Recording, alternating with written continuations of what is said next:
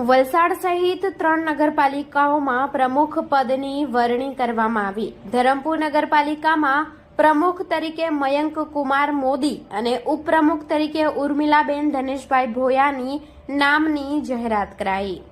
આજરોજ વલસાડ, ધરમપુર અને પારડી નગરપાલિકાઓમાં પ્રમુખ અને ઉપપ્રમુખની વરણી કરવામાં આવી છે।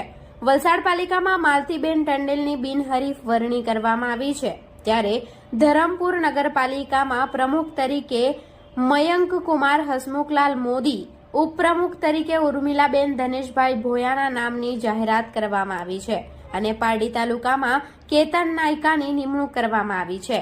વલસાડ નગરપાલિકાની 44 બેઠકોમાંથી ભાજપે 41, કોંગ્રેસે 1 અને અપક્ષ ઉમેદવારોએ 2 બેઠકો જીતી છે, જેમાં વલસાડ નગરપાલિકામાં આગામી 2.5 વર્ષ માટે માલતીબેન ટંડેલની બિનહરીફ વરણી કરવામાં આવી છે, તો ધરમપુર નગરપાલિકામાં પ્રમુખ તરીકે મયંક કુમાર અને ઉપપ્રમુખ તરીકે ઉર્મિલાબેન ધનેશભાઈ ભોયા, કારોબારી ચેરમેન તરીકે મહેશભાઈ મંગળભાઈ ગાયકવાડ, પક્ષના નેતા તરીકે સંજય શશિકાંત દેસાઈ અને દંડક તરીકે હિરેન જગનભાઈ પટેલની વરણી કરવામાં આવતા તેમના કાર્યકર્તાઓએ તેમને શુભકામનાઓ પાઠવી છે।